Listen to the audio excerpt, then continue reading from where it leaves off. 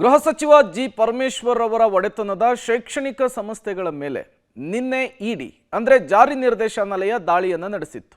ಅದು ಈಗ ಮತ್ತೆ ಮುಂದುವರೆದಿದೆ ಅನ್ನುವಂತಹ ಮಾಹಿತಿ ಸಿಗ್ತಾ ಇದೆ. ಎರಡನೇ ದಿನವೂ ಕೂಡ ಇಡಿ ರೇಡ್ ಮುಂದುವರೆದಿರುವಂಥದ್ದು. ಕಡತಗಳ ಇಂಚಿಂಚು ಮಾಹಿತಿಯನ್ನು ಕೂಡ ಪರಿಶೀಲಿಸುವಂತಹ ಕೆಲಸವನ್ನು ಇಡಿ ಮಾಡ್ತಾ ಇದೆ. ನಿನ್ನೆ ತಡರಾತ್ರಿಯವರೆಗೂ ಕೂಡ ಇಡಿ ತಲಾಶನ ಮಾಡಿತ್ತು. ಇವತ್ತು ಬೆಳಗ್ಗೆ ಮತ್ತೆ 6 ಗಂಟೆಯಿಂದ ಇಡಿ ಪರಿಶೀಲನೆಯನ್ನ ಆರಂಭಿಸಿದೆ ಅನ್ನೋದು ಗೊತ್ತಾಗ್ತಾ ಇದೆ. ತುಮಕೂರಿನ ಸಿದ್ಧಾರ್ಥ ತಾಂತ್ರಿಕ ಮಹಾವಿದ್ಯಾಲಯ, ಹೆಗ್ಗೆರೆ ಬಳಿಯ ಸಿದ್ಧಾರ್ಥ ಮೆಡಿಕಲ್ ಕಾಲೇಜು, ಅದರ ಜೊತೆಗೇನೆ ಕ್ಯಾತಸಂದ್ರ ಬಳಿಯ ಸಿದ್ಧಾರ್ಥ ಇಂಜಿನಿಯರಿಂಗ್ ಕಾಲೇಜಿನಲ್ಲಿ ಶೋಧವನ್ನು ಮುಂದುವರೆಸಿದೆ. ಸಚಿವ ಪರಮೇಶ್ವರ್ ಅವರ ಒಡೆತನದಲ್ಲಿರುವಂತಹ ಶಿಕ್ಷಣ ಸಂಸ್ಥೆಗಳಿವು. ನಿನ್ನೆ ತುಮಕೂರು, ಬೆಂಗಳೂರು ಸೇರಿದಂತೆ ರಾಜ್ಯದ 17 ಕಡೆಗಳಲ್ಲಿ 7 ಕಾರು 21 ಅಧಿಕಾರಿಗಳ ತಂಡ ಏಕಕಾಲಕ್ಕೆ ರೇಡನ್ನು ಮಾಡಿ ಮಾಹಿತಿಯನ್ನು ಕಲೆ ಹಾಕುವಂತಹ ಕೆಲಸಕ್ಕೆ ಮುಂದಾಗಿತ್ತು. ಇವತ್ತು ಬೆಳಗ್ಗೆಯೂ ಕೂಡ ಈ ದಾಳಿ ಮುಂದುವರೆದಿದೆ ಅನ್ನುವಂತಹ ಮಾಹಿತಿ ಸಿಗ್ತಾ ಇದೆ. ಇದೇ ಶೈಕ್ಷಣಿಕ ಸಂಸ್ಥೆಗಳ ಮೇಲೆ ಈ ಹಿಂದೆ 2019ರಲ್ಲಿ IT ಅಂದರೆ ಇನ್ಕಮ್ ಟ್ಯಾಕ್ಸ್ ರೇಡನ್ನು ಮಾಡಿತ್ತು, NCR ಅನ್ನು ದಾಖಲು ಮಾಡಿತ್ತು. ನಿನ್ನೆಯಿಂದ ಗೃಹ ಸಚಿವ ಜಿ ಪರಮೇಶ್ವರ್ ಅವರ ಒಡೆತನದ ಶೈಕ್ಷಣಿಕ ಸಂಸ್ಥೆಗಳ ಮೇಲೆ ಇಡಿ ದಾಳಿಯನ್ನು ಮಾಡ್ತಾ ಇರುವಂಥದ್ದು. ತಡರಾತ್ರಿಯವರೆಗೂ ಕೂಡ ಕಡತಗಳ ಪರಿಶೀಲನೆಯಾಗಿತ್ತು. ಒಂದಿಷ್ಟು ಅಗತ್ಯ ಮಾಹಿತಿಗಳನ್ನು ಕಲೆ ಹಾಕುವಂತಹ ಕೆಲಸಕ್ಕೆ ಜಾರಿ ನಿರ್ದೇಶನಾಲಯ ಮುಂದಾಗಿತ್ತು. ಈಗ ಅದರ ಮುಂದುವರೆದ ಭಾಗ ಆರಂಭ ಆಗಿದೆ. ಬೆಳಗ್ಗೆ 6 ಗಂಟೆಯಿಂದಲೇ ರೇಡ್ ಮುಂದುವರೆದಿದೆ. ಸಿದ್ಧಾರ್ಥ ಮೆಡಿಕಲ್ ಕಾಲೇಜು ಹಾಗೂ ಆಸ್ಪತ್ರೆ ಮೇಲೂ ಕೂಡ ಇಡಿ ರೇಡ್ ಆಗಿದೆ.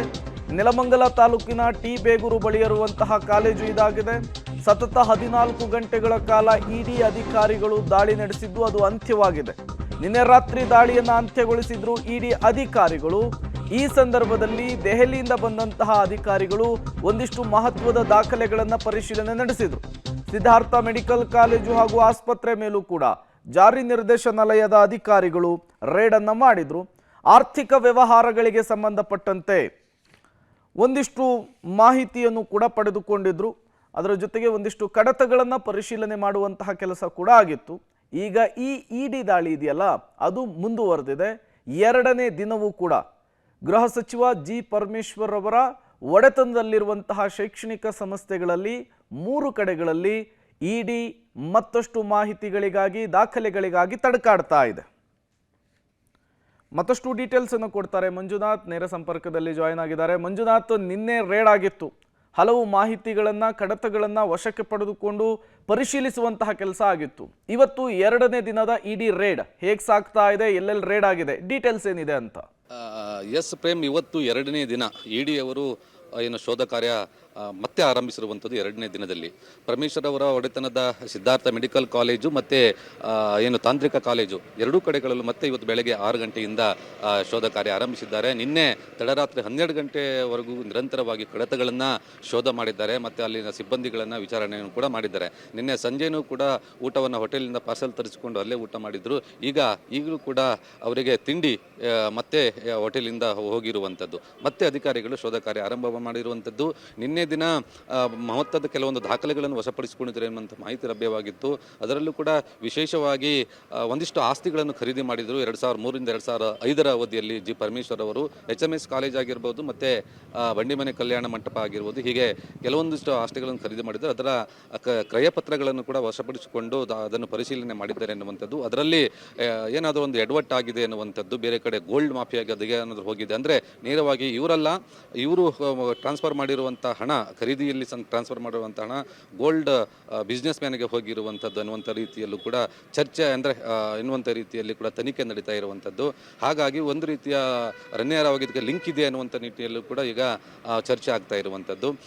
ಹಾಗೆಯೇ ಅವರ ಮೆಡಿಕಲ್ ಕಾಲೇಜಲ್ಲಿ ಕೂಡ ಸೀಟ್ ಬ್ಲಾಕಿಂಗ್ ಇತ್ತು ಅನ್ನುವಂಥದ್ದು ಕೂಡ ದಂಧೆ ಇತ್ತು ಅನ್ನುವಂಥದ್ದು ಕೂಡ ಇತ್ತು. ಅದನ್ನು ಕೂಡ ಪರಿಶೀಲನೆ ಮಾಡಿದ್ದಾರೆ. ಇವತ್ತು ಎರಡನೇ ದಿನ ಕೂಡ ಮತ್ತೆ ಮುಂದುವರಿಸಿರುವಂಥದ್ದು. ಇನ್ನು ಯಾವ್ಯಾವ ರೀತಿಯ ದಾಖಲೆಗಳನ್ನು ವಶಪಡಿಸಿಕೊಳ್ತಾರೆ, ಯಾವ್ಯಾವ ರೀತಿಯ ತನಿಖೆಗಳನ್ನು ಮಾಡ್ತಾರೆ ಮತ್ತು ಯಾರನ್ನು ವಿಚಾರಣೆ ಮಾಡ್ತಾರೆ ಅನ್ನುವಂಥದ್ದು ಕೂಡ ಇನ್ನು ಮುಂದೆ ಗೊತ್ತಾಗುತ್ತೆ. ಅದರ ಜೊತೆಗೆ ನಿನ್ನೆ ಈ ಎರಡು ಅಂದರೆ SSIT ಮತ್ತು ಮೆಡಿಕಲ್ ಕಾಲೇಜು ಎರಡೂ ಕಡೆ ಕೂಡ ಬಂದು ವಿಸಿಟ್ ಕೊಡುವಂಥವರಿದ್ದು ಜಿ ಪರಮೇಶ್ವರ್ ಅವರು ಕಾರಣಾಂತರಗಳ ಬಂದಿಲ್ಲ, ಇವತ್ತು ಬಂದು ವಿಸಿಟ್ ಕೊಡುವಂಥ ಸಾಧ್ಯತೆ ಇದೆ. ಅದರ ಜೊತೆಗೆ ಪೊಲೀಸರು ಕೂಡ ಸರ್ಪಗಾವಲು ಈ ಎರಡು ಸ್ಥಳಗಳಲ್ಲಿ ಇರುವಂಥದ್ದು. ವಿದ್ಯಾರ್ಥಿಗಳನ್ನು ಕೂಡ ಅಷ್ಟಾಗಿ ಕಾಲೇಜಿನ ಒಳಗಡೆ ಬಿಡ್ತಾ ಇಲ್ಲ, ಕೇವಲ ID ಕಾರ್ಡ್ ಎಲ್ಲನೂ ಚೆಕ್ ಮಾಡಿಕೊಂಡು ಬಿಡ್ತಾ ಇರುವಂಥದ್ದು. ಹಾಗಾಗಿ ಎರಡನೇ ದಿನವನ್ನು ಮುಂದಿರುವಂಥದ್ದು ಮತ್ತು ಯಾವ್ಯಾವ ದಾಖಲೆಗಳನ್ನು ಮತ್ತೆ ಪರಿಶೀಲನೆ ಮಾಡ್ತಾರೆ ಅನ್ನೋದನ್ನು ಇನ್ನು ಮುಂದೆ ಗೊತ್ತಾಗಲಿದೆ. Prem. Okay, thank you Manjunath ತಮ್ಮೆಲ್ಲ ಮಾಹಿತಿಗಾಗಿ. ಸಾಮಾನ್ಯವಾಗಿ ED ಅಂದರೆ ಜಾರಿ ನಿರ್ದೇಶನಾಲಯ ಹಣದ ಅಕ್ರಮ ವರ್ಗಾವಣೆ ಅಥವಾ ಹವಾಲಾ ದಂಧೆಯ ವಿಚಾರಕ್ಕೆ ಸಂಬಂಧಪಟ್ಟಂತೆ ಈ ರೀತಿಯ ರೇಡನ್ನು ಮಾಡುತ್ತೆ. ಈಗ ರೇಡ್ ಸಂದರ್ಭದಲ್ಲಿ ಒಂದಿಷ್ಟು ವಿಚಾರಗಳು ಕೂಡ ಗೊತ್ತಾಗ್ತಾ ಇದೆ. ನಟಿ ರನ್ಯಾ ರಾವ್ ಗೋಲ್ಡ್ ಸ್ಮಗ್ಲಿಂಗ್ ಪ್ರಕರಣ ಇನ್ವೆಸ್ಟಿಗೇಷನ್ ಅನ್ನ ED ಆಫೀಸರ್ಸ್ ಚುರುಕುಗೊಳಿಸಿದ್ದಾರೆ ಅನ್ನೋದು ಗೊತ್ತಾಗ್ತಾ ಇದೆ. 16 ಸ್ಥಳಗಳಲ್ಲಿ ED ದಾಳಿಯನ್ನು ನಡೆಸಿ ಶೋಧವನ್ನು ನಡೆಸಿತ್ತು. ಹವಾಲಾ ದಂಧೆಯಲ್ಲಿ ಭಾಗಿಯಾಗಿದ್ದಂತಹ ವ್ಯಕ್ತಿಗಳಿಂದ ಸ್ಫೋಟಕ ಹೇಳಿಕೆ ಸಿಕ್ಕಿತ್ತು. ರನ್ಯಾಳಿಂದ ಚಿನ್ನವನ್ನ ಖರೀದಿಸಿ ಮಾರಾಟ ಮಾಡಿರೋದಾಗಿ ಹೇಳಿಕೆ ಕೊಟ್ಟಿದ್ರು. ಆಭರಣದ ವ್ಯಾಪಾರಿಗಳಿಗೆ ಚಿನ್ನವನ್ನ ಮಾರಾಟ ಮಾಡುವ ಕುರಿತು ರನ್ಯಾ ಹೇಳಿಕೆ ಕೊಟ್ಟಿದ್ರು. ಈ ನಟಿ ರನ್ಯಾ ರಾವ್ ಗೋಲ್ಡ್ ಸ್ಮಗ್ಲಿಂಗ್ ಪ್ರಕರಣಕ್ಕೆ ಸಂಬಂಧಪಟ್ಟಂತೆ ED ಅಧಿಕಾರಿಗಳು ಈಗ ತನಿಖೆಯನ್ನು ಚುರುಕುಗೊಳಿಸಿರುವಂಥದ್ದು. ನೋಡಿ, ಹವಾಲಾ ದಂಧೆ ಅಂದ್ರೇನು? ಒಂದು ಕಡೆಯಿಂದ ಮತ್ತೊಂದು ಕಡೆಗೆ ತೆರಿಗೆಯನ್ನು ವಂಚಿಸಿ ಭೌತಿಕವಲ್ಲದ ಹಣವನ್ನು ಟ್ರಾನ್ಸ್ಫರ್ ಮಾಡುವಂಥದ್ದು. ಇದು ದೊಡ್ಡ ಮಟ್ಟದ ಅಫೆನ್ಸ್ ಕೂಡ ಹೌದು ಭಾರತದಲ್ಲಿ. ಈಗ ಇದೇ ಹವಾಲಾ ದಂಧೆ ಈ ಅಕ್ರಮವಾಗಿ ಚಿನ್ನವನ್ನು ವಿದೇಶದಿಂದ ತಂದು ದೇಶದಲ್ಲಿ ಮಾರಾಟ ಮಾಡುವಂತಹ ಕೇಸ್ನಲ್ಲಿ ಲಾಕ್ ಆಗಿರುವಂತಹ ರನ್ಯಾಳ ಇನ್ವೆಸ್ಟಿಗೇಷನ್ನಲ್ಲಿ ಗೊತ್ತಾಗಿತ್ತು. ಈ ಹವಾಲಾ ದಂಧೆಗೆ ಸಂಬಂಧಪಟ್ಟಂತೆ 2-3 ಜನರನ್ನು DRI ಮತ್ತು ED ಇಬ್ಬರು ಕೂಡ ವಶಕ್ಕೆ ಪಡೆದುಕೊಂಡು ವಿಚಾರಣೆಯನ್ನು ನಡೆಸಿದರು. ಆಗ ರನ್ಯಾಳ ಅಕೌಂಟಿಗೆ ಬಂದಂತಹ ಹಣ, ಈಕೆಯ ಜೊತೆಗೆ ಆರ್ಥಿಕ ವ್ಯವಹಾರಗಳನ್ನು ಹೊಂದಿರುವ ವಿಚಾರಕ್ಕೆ ಸಂಬಂಧಪಟ್ಟಂತೆ ನಿನ್ನೆ 16 ಸ್ಥಳಗಳಲ್ಲಿ ದಾಳಿಯನ್ನು ಮಾಡಲಾಗಿದೆ. ಈ ಸಂದರ್ಭದಲ್ಲಿ ಒಂದಿಷ್ಟು ಮಹತ್ವದ ದಾಖಲೆಗಳನ್ನು ಕೂಡ ವಶಕ್ಕೆ ಪಡೆದುಕೊಳ್ಳಲಾಗಿದೆ ಅನ್ನುವಂತಹ ವಿಚಾರ ಗೊತ್ತಾಗ್ತಾ ಇದೆ. ಮುಖ್ಯವಾಗಿ ನಟಿ ರನ್ಯಾ ರಾವ್ ಗೋಲ್ಡ್ ಸ್ಮಗ್ಲಿಂಗ್ ಪ್ರಕರಣಕ್ಕೆ ಸಂಬಂಧಪಟ್ಟಂತೆ ಹಲವು ವ್ಯಕ್ತಿಗಳು ಸಂಸ್ಥೆಗಳಿಂದ ಅಕ್ರಮ ಹಣ ವರ್ಗಾವಣೆಯಾಗಿದೆ ಅನ್ನುವಂತಹ ವಿಚಾರ. ಪ್ರಭಾವಿ ವ್ಯಕ್ತಿಯ ಸೂಚನೆಯ ಮೇರೆಗೆ ಶೈಕ್ಷಣಿಕ ಟ್ರಸ್ಟ್ಗೆ ಹಣ, ರನ್ಯಾ ಕ್ರೆಡಿಟ್ ಕಾರ್ಡ್ ಬಿಲ್ಗೆ 40 ಲಕ್ಷ ರೂಪಾಯಿ ಹಣ ಸಂದಾಯವಾಗಿದೆ. ಶೈಕ್ಷಣಿಕ ಟ್ರಸ್ಟ್ನಿಂದ ರನ್ಯಾ ಅವರ ಕ್ರೆಡಿಟ್ ಕಾರ್ಡ್ಗೆ ಹಣ ವರ್ಗಾವಣೆ ಆಗಿರುವಂಥದ್ದು. ವಿದೇಶಿ ವಿನಿಮಯ ವ್ಯಕ್ತಿಗಳ ಸಂಸ್ಥೆಗಳ ಪುರಾವೆ ಕೂಡ ಪತ್ತೆಯಾಗಿದೆ. ಹಲವು ಅಪರಾಧದ ಆದಾಯದ ಪತ್ತೆಯನ್ನು ಕೂಡ ED ಈ ಸಂದರ್ಭದಲ್ಲಿ ಐಡೆಂಟಿಫೈ ಮಾಡಿದೆ ಅನ್ನುವಂತಹ ವಿಚಾರ ಗೊತ್ತಾಗ್ತಾ ಇದೆ. ಹಾಗಾಗಿ ED ನಡೆಸಿರುವಂತಹ ಈ ರೇಡ್ ಇದೆಯಲ್ಲ, ಇದು ಈಗ ಕುತೂಹಲಕ್ಕಂತೂ ಕಾರಣವಾಗ್ತಾ ಇದೆ. 14 kg ಚಿನ್ನವನ್ನು ಅಕ್ರಮವಾಗಿ ಸಾಗಿಸುವಂತಹ ಸಂದರ್ಭದಲ್ಲಿ ಬೆಂಗಳೂರು ಇಂಟರ್ನ್ಯಾಷನಲ್ ಏರ್ಪೋರ್ಟ್ನಲ್ಲಿ ನಟಿ ರನ್ಯಾ ರಾವ್ ಲಾಕ್ ಆಗಿದ್ಲು. ಬೆಂಗಳೂರಿನ ವಿಶೇಷ ನ್ಯಾಯಾಲಯ ಈಕೆಗೆ 2 ದಿನಗಳ ಹಿಂದೆ ಷರತ್ತುಬದ್ದಂತಹ ಜಾಮೀನನ್ನು ಕೂಡ ಮಂಜೂರು ಮಾಡಿತ್ತು. ಜಾಮೀನು ಸಿಕ್ಕರೂ ಕೂಡ ಬಿಡುಗಡೆಯ ಭಾಗ್ಯ ಸಿಕ್ಕಿರಲಿಲ್ಲ. ಈ ಬೆನ್ನಲ್ಲೇ ED ರನ್ಯಾ ರಾವ್ ಕೊಟ್ಟಂತಹ ಮಾಹಿತಿಯನ್ನಾಧರಿಸಿ, ರನ್ಯಾಳ ಸಹಚರರು ಕೊಟ್ಟಂತಹ ಮಾಹಿತಿಯನ್ನಾಧರಿಸಿ ಹಲವು ಕಡೆಗಳಲ್ಲಿ ರೇಡ್ ಮಾಡಿರುವಂತಹ ವಿಚಾರ ಗೊತ್ತಾಗ್ತಾ ಇದೆ. ED ಮತ್ತು DRI 2 ಪ್ರತ್ಯೇಕ ಸಂಸ್ಥೆಗಳು ತನಿಖೆಯನ್ನು ನಡೆಸ್ತಾ ಇದ್ವು. ED ಅಂದರೆ ಜಾರಿ ನಿರ್ದೇಶನಾಲಯ, DRI ಅಂದರೆ ಕಂದಾಯ ಗುಪ್ತಚರ ನಿರ್ದೇಶನಾಲಯ. ಎರಡರಲ್ಲೂ ಕೂಡ ತನಿಖೆ ನಡೆಸಿದಂತಹ ಸಂದರ್ಭದಲ್ಲಿ ಇವರು ವಿದೇಶಕ್ಕೆ ಯಾವ ರೀತಿ ಹಣವನ್ನು ವರ್ಗಾಯಿಸ್ತಾ ಇದ್ರು, ಯಾವ ರೀತಿ ವಹಿವಾಟು ನಡೀತಾ ಇತ್ತು, ಎಲ್ಲವೂ ಕೂಡ ಬಟ್ಟಾಬಯಲಾಗಿತ್ತು. ಯಾರ್ಯಾವ ಕೇಸು ಜಗತ್ತಿಗೆ ಗೊತ್ತಿರೋವಂಥದ್ದು.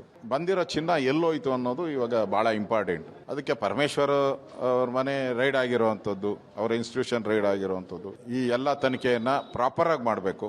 ಯಾರ್ಯಾರು ತಪ್ಪಿತಸ್ತಿದ್ದಾರೋ ಅದನ್ನು ಅವ್ರಿಗೆ ಶಿಕ್ಷೆ ಆಗಬೇಕು. ಈಗ ಮೊದಲ ಸಚಿವರದು ಆಗಿದೆ, ಇನ್ಯಾರ್ಯಾರು ಇದ್ದಾರೋ ಇನ್ನಷ್ಟು ಜನದ್ದು ಈಚೆ ಬರಬೇಕು. ಇನ್ನೂ ಭಾಳಷ್ಟು ಜನದ್ದು ಇದೆ. ಪಾತ್ರ ಸಾಬೀತಾದರೆ ನಾವು ರಾಜೀನಾಮೆ ಕೇಳ್ತೀವಿ. ED CBI ತೆಗೆದಾಕ್ಬಿಡೋಣ, ಕಾಂಗ್ರೆಸ್ನವ್ರು ಮಾಡಿರೋದು ತೆಗೆದುಬಿಡೋಣ.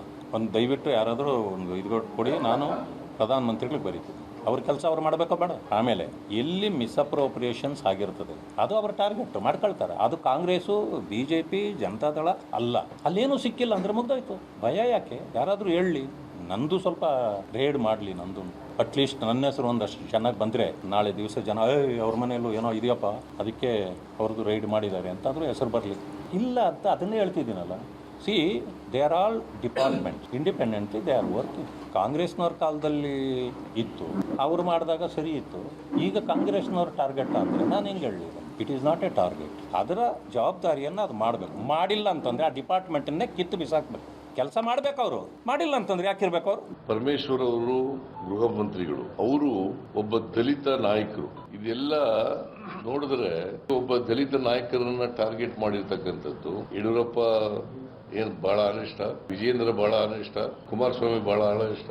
ಅವ್ರ ಮೇಲೆ ಒಬ್ಬರ ಮೇಲೂ ಮಾಡಲ್ಲ. ಮೊದಲು ಇನ್ಕಮ್ ಟ್ಯಾಕ್ಸ್ ಮಾಡಿದ್ರು, ಈಗ ಇಡಿ ಮಾಡಿದೆ. ಅವ್ರ ಗಂಭೀರತೆನೇ ಇಲ್ಲ. ಆರೋಪ ಎಲ್ಲಿ ಮಾಡ್ತಾರೆ?